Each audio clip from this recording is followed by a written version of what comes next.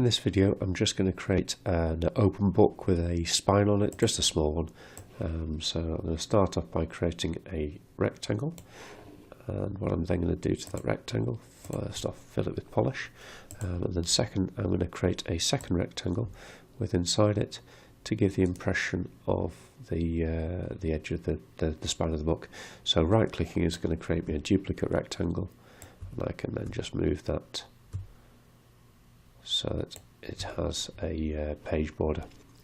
Final thing I need to do is just to put a line down the middle, so I'm going to go from the midpoint at the top down to the bottom.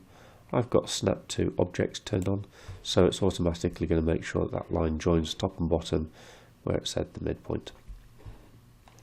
Okay, I'm just going to select the outside object, and I'm going to fill it with a granite fill.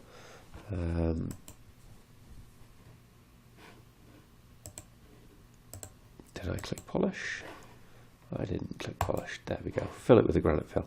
And that just allows me to see what's going on later on when I'm starting to mess around with different transparencies. So I'm going to do a couple of smart object fills. So I'm going to fill around the outside there, fill this page and fill this page. And I'm going to make all of these objects white.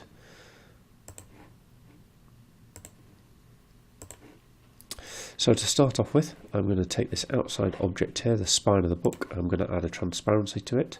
That transparency is going to be somewhere in the sort of 80% range, and I can now see the granite fill behind, and that will then stand out as being slightly different colour than the book pages once we get to the pages.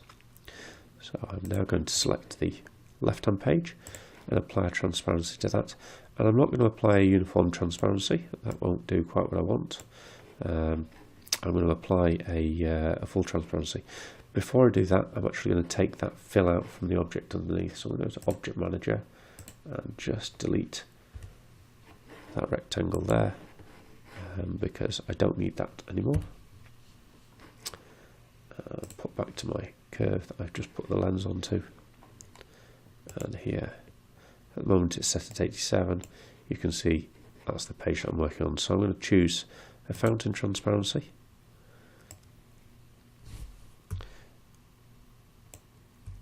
and whilst it wouldn't go to white in the centre here, the most logical thing to do when you're actually working would be to go to black, but in order for the for this to work on black granite as well as white, as well as colour granite, you need to have a white there.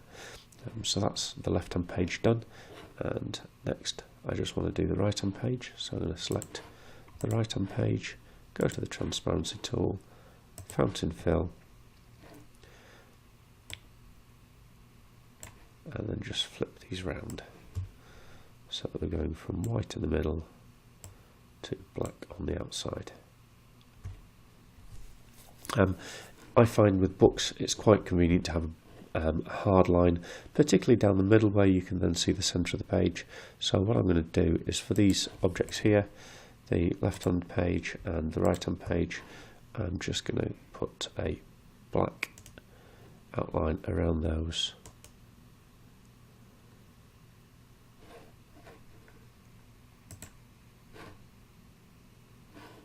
and a black line around that as well. There we go. So you've now just got a slightly harder edge that you can see as you go around there. So there we've got a book. You can clearly see that the pages are separate from the back of the spine of the book, and it looks like there's the shadows falling onto the centre of the. It looks like it's curved. As I say, the reason I did it in that way rather than using a dark colour in the middle is that if I now fill this with the black colour, it does look okay. I probably actually got the highlighting too much there. So what I'm going to do is I'm just going to select my transparency and move that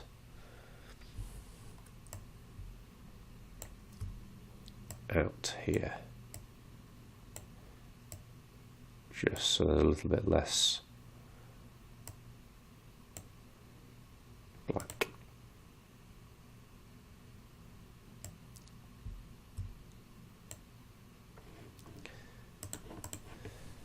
There we go. So that's how we've created